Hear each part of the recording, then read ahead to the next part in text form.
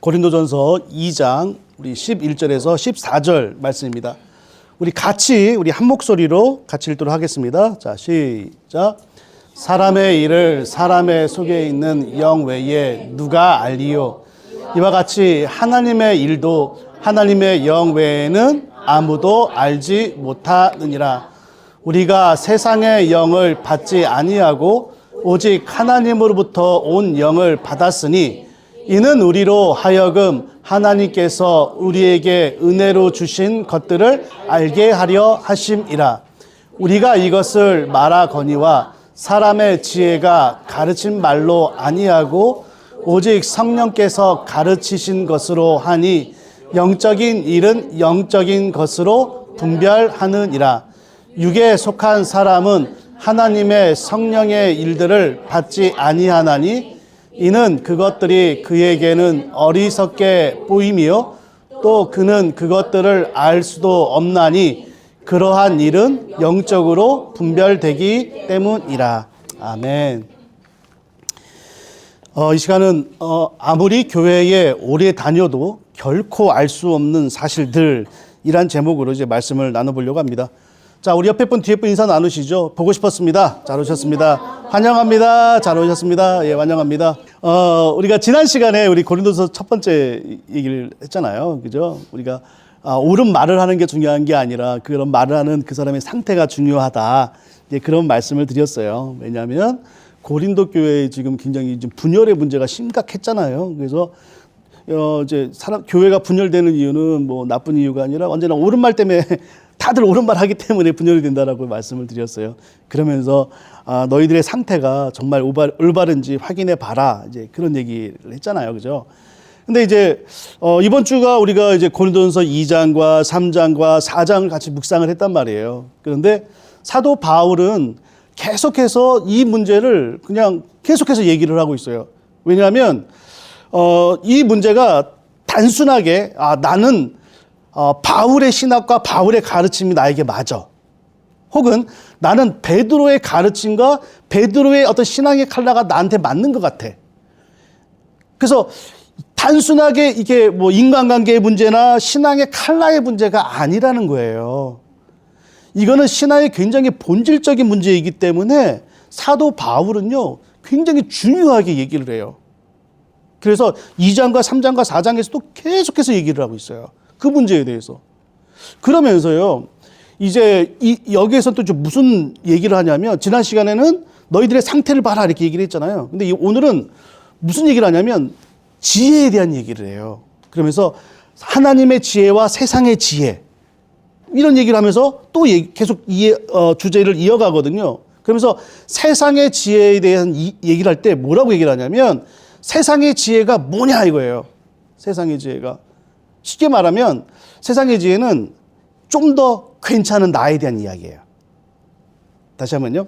세상의 지혜는 뭐냐면 좀 더 괜찮은 나.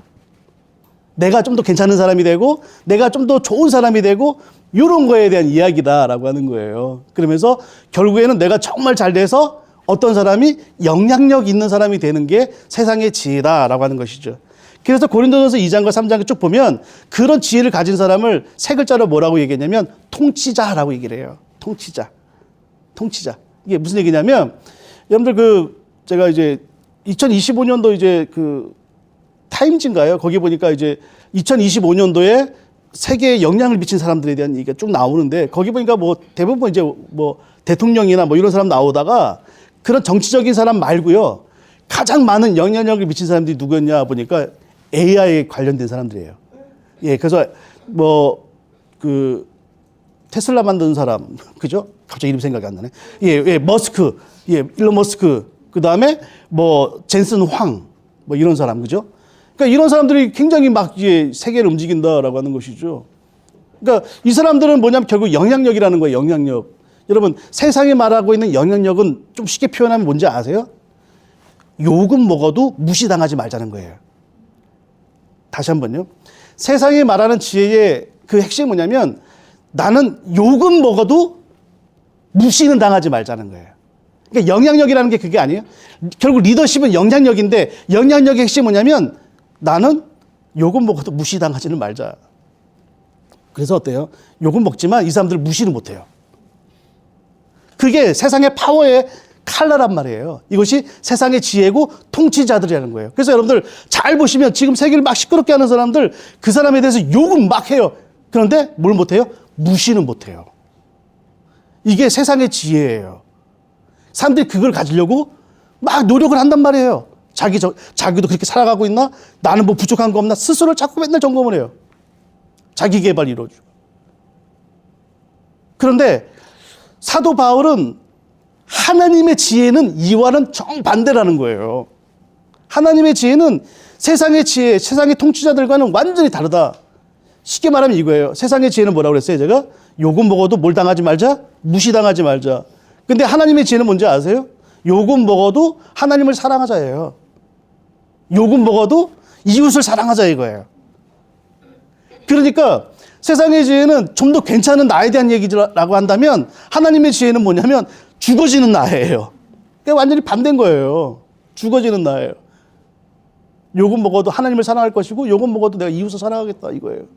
그러니까 이 출발점 자체가 틀린 거예요. 그러면서 사도 바울이 무슨 얘기를 하고 있냐면 이 하나님의 지혜를 가진 사람들이 만약 통치자들이요. 이 하나님의 지혜를 갖는다 그러면 예수님을 십자가에 못 박지는 못했을 것이다 라고 얘기를 해요. 절대로 예수 그리스도를 죽이지 못했을 것이다. 그런 얘기를 하는 거예요. 갑자기 분열 얘기하면서 왜 지혜 얘기를 하는지 아세요? 교회에 예수님을 믿으면서도요. 세상의 지혜를 똑같이 사랑하는 사람들이 있다는 거예요. 교회 안에서도 욕은 먹어도 무시당하는 난 못 참아. 세상의 가치관을 그대로 소유한 사람이 있다라고 하는 거예요. 그런 사람을 사도 바울은 뭐라고 했냐면요. 같이 한번 읽어볼까요? 3장 3절에서 4절입니다. 자, 시작. 너희는 아직도 육신에 속한 자로다. 너희 가운데 시기와 분쟁이 있으니 어찌 육신에 속하여 사람을 따라 행함이 아니리요. 어떤 이는 말하되 나는 바울에게라 하고 다른 이는 나는 아볼로에게라 하니 너희가 육의 사람이 아니니요. 예.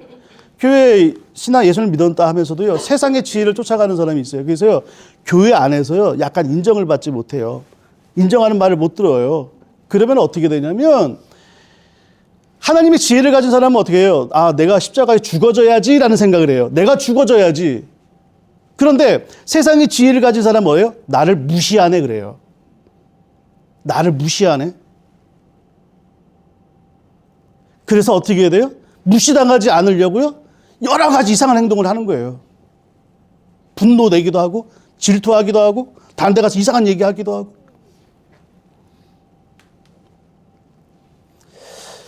그러면서요. 이 사람들을 뭐라고 그랬어요? 너희는 육에 속한 사람이 아니겠냐 이거예요. 세상의 지혜에 속한 사람이 아니겠냐. 그러면서 이런 얘기를 합니다. 고린도서 4장 8절입니다. 같이 한번 읽어볼까요? 자, 시작. 너희가 이미 배부르며 이미 풍성하며 우리 없이도 왕이 되었도다. 우리가 너희와 함께 왕 노릇하기 위하여 참으로 너희가 왕이 되기를 원하노라. 이게 무슨 얘기냐면요. 당시 초대교회 교인들은 똑같은 것을 생각을 하고 있고 믿고 있었고 품고 있었어요. 그것이 요한계시록에도 잘 드러나는데 그게 뭐냐면 예수님을 믿을 때에 당하는 핍박과 환난이 끝나고 나서 예수 그리스도께서 재림하신 다음에는 뭐예요? 우리가 왕노릇 할 것이라는 거예요. 그죠? 다 믿잖아요, 우리가. 그죠? 그런데 지금 사도 바울은 얘기 뭐냐면 너희가 환난이나 곤란 이런 것들 아직 정확히 당하지도 않았고 경험해보지도 않았는데 너희들은 이미 왕노릇 하고 있다는 거예요. 그러면서 여기가 뭐라고 했어? 너희가 왕이 되기를 원하노라. 이게 지금 무슨 얘기예요? 지금 사도 바울은요, 정말로 이걸 좀 격려하는 말로 하고 있는 거예요. 지금 말씀을 묵상하는데 이건 비꼬는 말이에요. 니들 그 겪지도 않고 벌써 왕노릇 하고 있네? 그래, 왕노릇 해봐, 그래. 교회 안에서요, 계속 이래라, 저래라 말만 하는 거예요, 말만.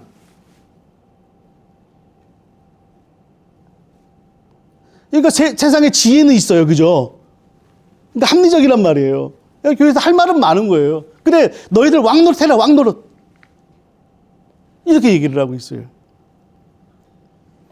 그러면서요, 사도 바울이 그럼 하나님의 지혜를 가진 사람의 삶이 어떻게 살아가는지에 대한 얘기를 자기에 빗대서 얘기해요. 자기에 빗대서. 자기 얘기를 빗대서 어떻게 얘기를 하는지 아십니까? 고린도전서 4장 9절입니다. 같이 한번 읽어보시죠. 자, 시작.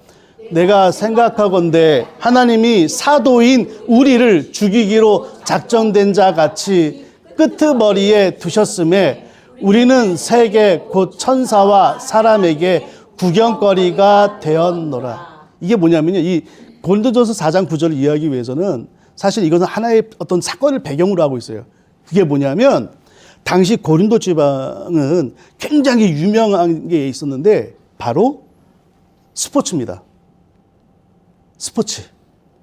그래서 당시에는요, 이 고린도 지역에서는 이 스포츠가 굉장히 유행했고 또 뭐 유행했던 게 뭐냐면 원형 경기장에서요, 이 검투사들 아시죠?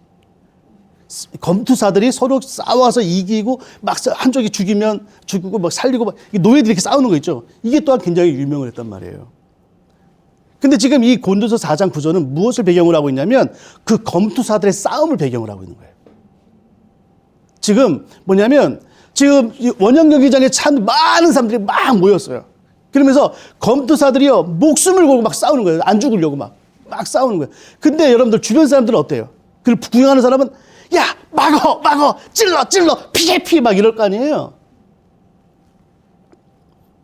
너희들은 관중이라는 거예요. 우리들한테 계속 왕노릇하면서 야, 막어, 찔러, 도망가 이렇게 하고 있고 자기는 뭐예요? 그 안에서 구경거리가 됐다는 건 뭐냐면 목숨 걸고 싸우고 있는 거예요. 너희는 구경하면서 여러분 세상에서 가장 쉬운 게 훈수라면서요. 네? 그렇게 살면 안 되지. 뭐 이렇게 훈수하는 거 제일 쉽다면서요. 너희들은 그렇게 하고 있다는, 왕노릇하고 있다는 거예요. 근데 나는 지금 현장에서 뭐 하고 있어요? 피 터지게 싸우고 있다는 거예요. 하나님이 나를 이렇게 세상 어떻게 해야 돼요? 구경 끄트머리에 두셨고 내가 사람들에게 구경거리가 되었다는 거예요. 그러면서요, 이것에 대해서 좀 더 자세하게 설명을 합니다. 계속해서 읽어볼까요? 자, 시작. 우리는 그리스도 때문에 어리석으나 너희는 그리스도 안에서 지혜롭고 우리는 약하나 너희는 강하고 너희는 존귀하나 우리는 비천하여 바로 이 시각까지 우리가 줄이고 목마르며 헐벗고 매맞으며 정처가 없고 또 수고하여 친히 손으로 일을 하며 모욕을 당한 즉 축복하고 박해를 받은 즉 참고 비방을 받은 즉 권면하니 우리가 지금까지 세상의 더러운 것과 만물의 찌꺼기 같이 되었도다. 지금 배경에 대해서 설명을 드렸죠. 그러면서 나는 지금 예수님 때문에 지금 검투사가 목숨을 걸고 싸우듯이 구경거리 되듯이 이렇게 싸우고 있다는 거예요. 그래서 나는 그리스도 때문에 이렇게 볼 때 아이고 저 어리석은 저렇게 살아가면 되나? 근데 너희는 그리스도 안에 지혜롭다는 거예요. 너희는 지혜로우니까 맨날 말만 한다는 거예요. 근데 나는 어리석어가지고 나는 그렇게 살아갈 수밖에 없다는 거예요. 우리는 약하나 너희는 강하다는 거예요. 너희는 존귀하나 우리는 비천하다는 거예요. 지금 어떤 상황인지 아시겠죠? 그러면서 바로 이 시각까지, 그러니까 무슨 이 시각이 뭐냐면 지금 사도 바울이요 편지를 쓰잖아요. 지금 고린도 교회에 편지를 보내잖아요. 지금 이 순간도 그렇게 살고 있다는 거예요. 과거엔 내가 그렇게 했으나 하나님께서 나에게 풍성한 은혜를 주셔서 지금은 하나의 추억이 되었다는 얘기가 아니라 지금도 똑같이 그렇게 살고 있다는 거예요. 그러면서 나는 지금도 배가 고프고 지금도 목마르고 지금도 뭐 헐벗고 때로는 지금도 누구한테 매맞고요. 정처가 없다는 거예요. 뭐예요? 갈 곳이 없다는 거예요. 안정적인 삶이 없다는 거예요. 누군가 자기를 웰컴해 주는 데도 없다는 거예요. 그러면서 뭐예요? 또 수고하고 친히 손으로 일을 한다는 거예요. 내가 노력을 하고 이 잡을 가지고 텐트 메이커로서 사역을 해도 언제나 가난을 떠날 수가 없다는 거예요. 그래서 어떻게 돼요? 모욕을 당한대요. 일을 하면서 사역도 하고 그런데 그 모습이 어떻게 사람들한테는 이상해 보이시는 거예요. 그러니까 뭐예요? 모욕을 당한다는 거예요. 얘 그렇게 할 바는 하지 마. 뭐 이런 거. 그렇게 하나님이 하려면 하지 마. 그렇게 할 바에는 하지 마.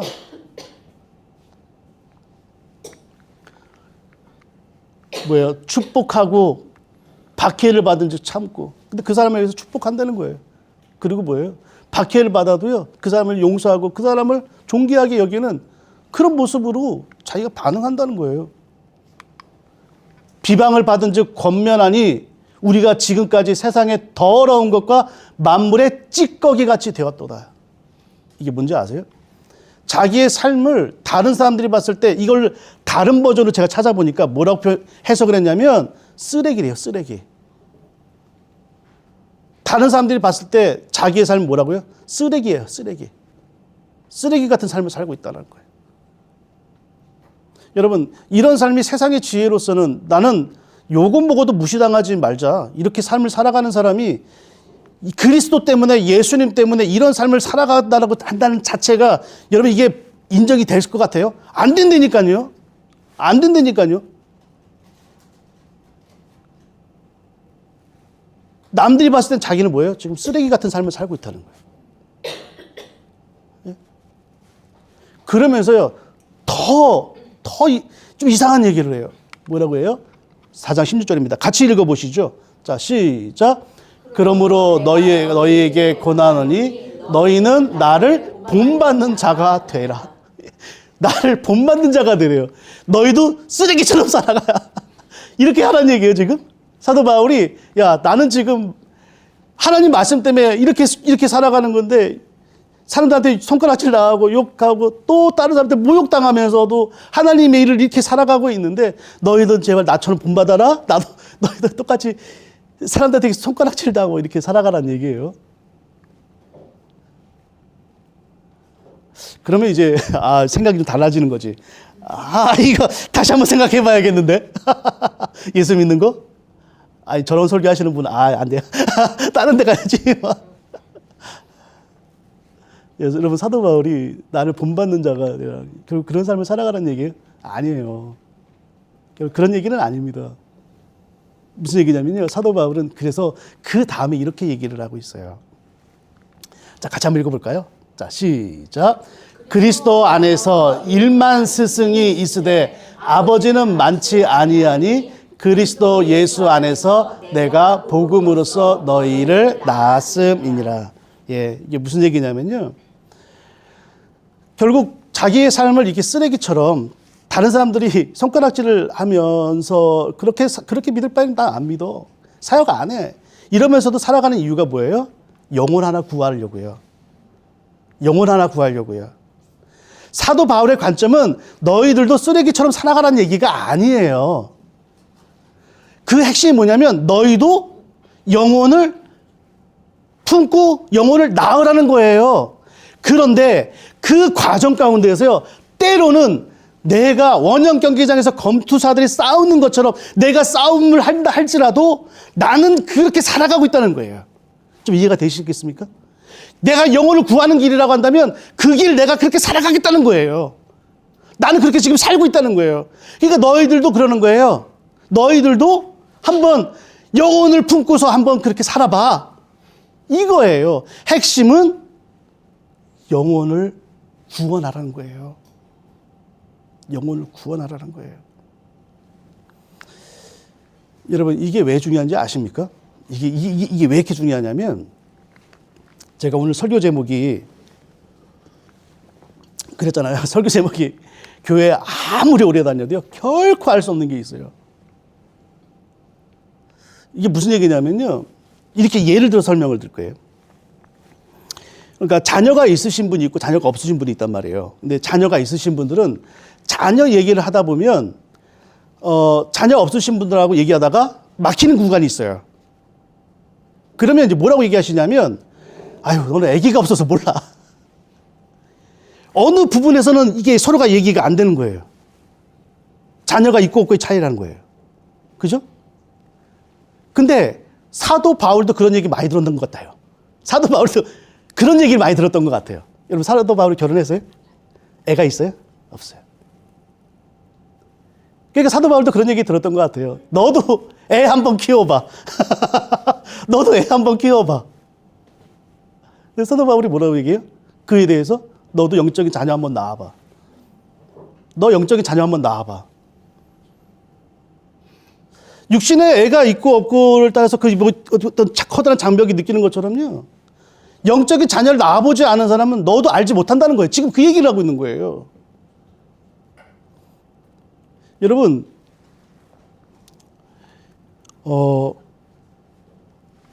제가 좀 전에 읽어드린 본문 있죠. 내가 굶주렸고 헐벗었고 모욕을 당한 적 내가 참고, 혹시 거기에다가요, 여러분 자녀 때문이라고 하는 이름 딱 넣어보세요.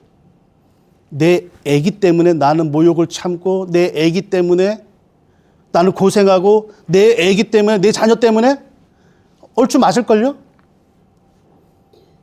근데 여러분 영혼을 구원하기 위해서 그렇게 한번 경험해 본 적 있으세요? 영혼 때문에 내가 눈물을 흘리며 안 해도 되는 고생하는 분, 혹시 그렇게 살아보신 분 있으세요?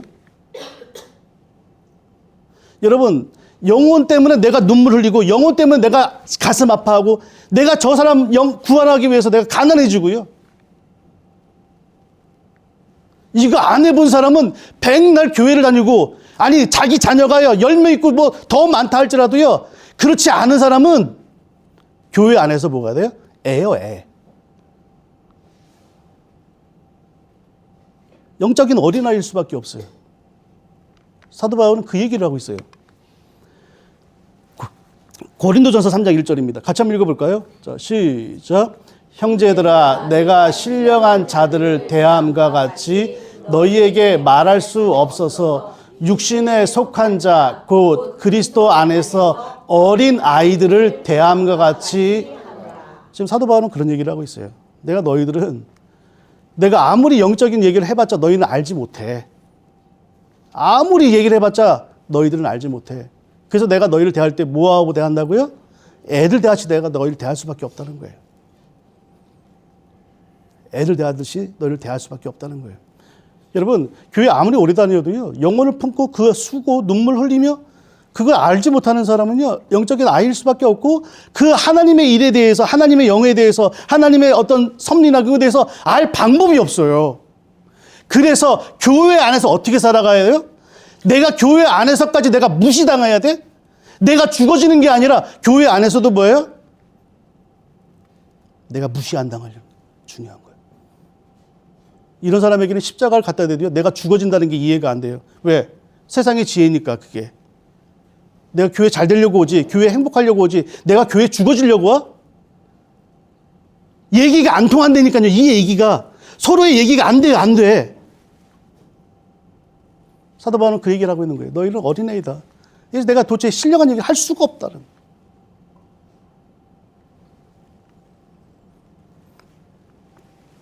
그래서요, 사도 바울은 우리가 오늘 읽은 본문에서 이렇게 얘기를 하는 거예요. 그렇다면 너희들 육신의 어린아이 같은 아이, 육신에 속한 아이들, 너희는 그래서 구원 못 받았어? 이런 얘기하고 있는 거예요? 아니요. 너희들이 구원 받지 못했다는 얘기가 아니에요. 너희가 하나님의 영을 받았으나 너희가 그 안에 하나님의 영이 어떤 분인지를 너희들 그렇게 살아가면 평생 모를 거라는 거예요.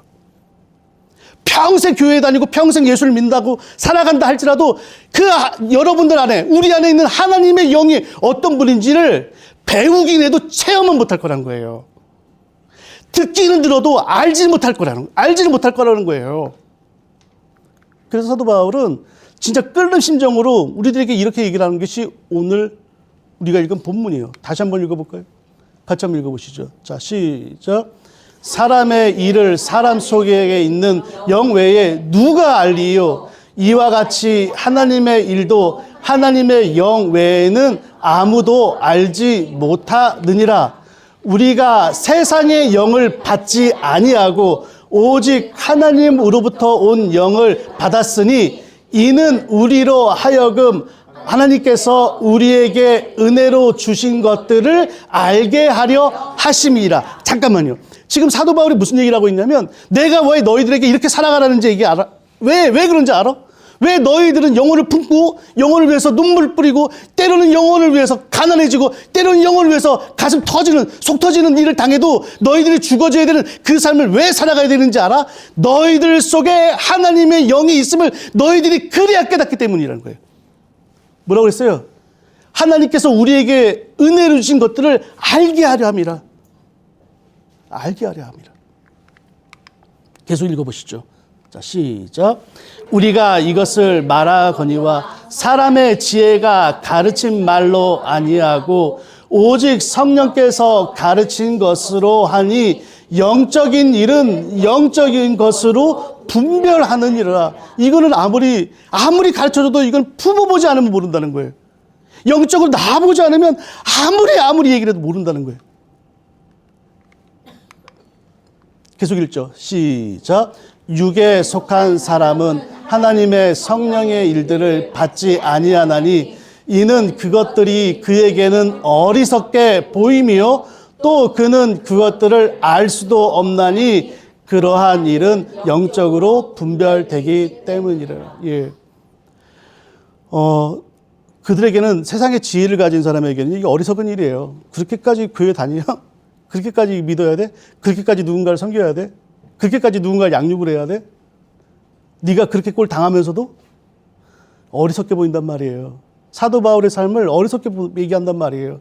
예수 믿고 잘 돼야 되는 것이 우리 믿음의 본체라고 생각하시는 분들에게 예수 믿음에 고난받고 예수 믿음에 억울하고 이런 삶을 이해를 못한다는 거예요.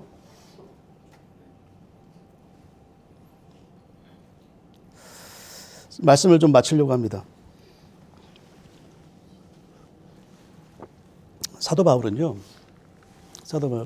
너희들은 왜 분열을 싸우느냐 이거예요. 너희들이 왜 싸우냐 이거예요. 결국은 너희들은 세상의 지혜를 가지고 있지 않냐라는 거예요. 그래서 육에 속한 사람이 아니냐는 거예요. 교회 안에서도 내가 무시당하는 건 내가 못 참는 거죠. 내가 죽어진다는 생각을 못하고 내가 무시당하는 건 내가 못 참아. 그리고 왕노릇하는 거예요. 옳은 말만 하는 거예요. 그런데요, 하나님의 지혜를 가진 사람은요, 그럴 시간이 없어요. 왜요? 가서 영혼 섬기고 영혼 구원하고 복음 증거하고 누군가를 판단할 시간이 도대체 어디 있어요? 말씀으로 살아내기도 바쁜데 영혼을 구원하고 영혼을 품고 양육해보지 않으면 어린아이래요. 그리고 내 안에 하나님의 영의 분별함을 없대는 거예요. 그래서 맨날 뭐예요? 섭섭한 거예요. 맨날 분노하는 거예요. 저는 교회를 개척하면서 나름대로 이제 세운 원칙이라는 게 있잖아요. 물론 하나님 말씀이면 언제든지 제가 포기할 가능성이 있지.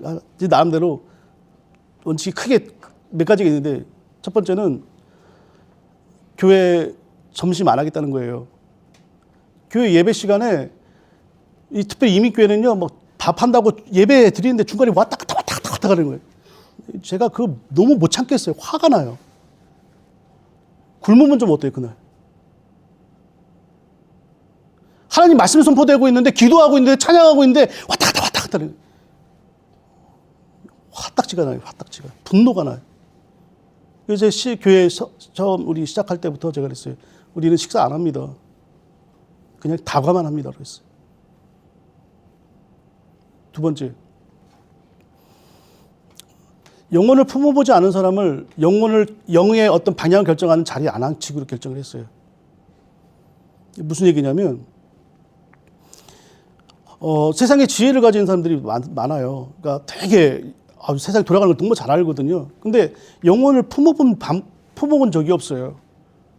근데 이분이 어떤 교회 신앙생활이 이미 연수가 오래되니까 자연스럽게 직분이 주어지는 거예요. 결국에는 장로님까지 가는 거예요. 자, 여러분, 장로님이라는 건 굉장히 교회의 방향을 결정하는 분이에요. 아시죠? 목사가 없을 때는 그분이 교회의 방향을 결정한단 말이에요. 근데 영혼을 품어보지 않은 영의 세계를 모르는 분이 만약에 장로님이 자리에 앉히면 어떻게 되겠어요, 여러분? 합리적인 운영은 돼요. 근데 뭐는 없어요? 복음이 없어요. 그래서 제가 교회를 개척하면서 지금도 마찬가지예요. 교회의 리더는 영혼을 품고 기도하는 분이에요. 영혼을 품고 기도하고 영혼 때문에 눈물 흘리고 영혼 때문에 하지 않는 수고 억지로 하시는 분이에요. 그래야만 영의 일을 알아요.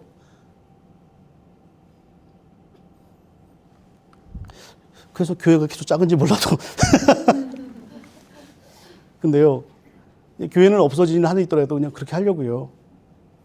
제 방법이, 이게 물론 예수님이 아니다라고 하면 전 당연히 내려놓을 거예요. 그런데 성경이 그렇게 얘기를 하고 있고 성경이 그렇게 말을 하고 있는데 이 부분에서 타협을 안 했으면 좋겠어요. 우리도. 그냥 교회가 없어질지언정 이 부분은 타협 안 했으면 좋겠어요. 여러분.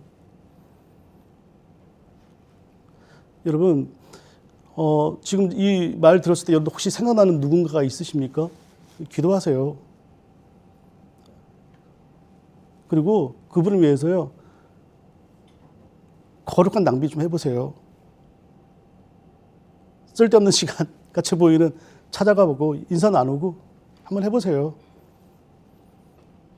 마지막 얘기만 하고 말씀 마치겠습니다. 복음은요 생명입니다. 여러분 믿으십니까? 다시 한번요. 여러분 복음은 생명입니다. 여러분 믿으세요? 근데 그걸요 이 생명이 좀 더 풍성해지기 위해서는 흘러가야 되더라고요. 근데 복음이 흘러가지 않으면 어떻게 되는지 아세요? 그 복음이 나를 정죄합니다. 복음은 흘려보내면 생명이 되는데 복음은 갖고 있으면 이게 나를 정죄해요. 이게 무섭더라고요. 그래서요 저희가 계속 왜 소그룹을 하려고 그래요? 예?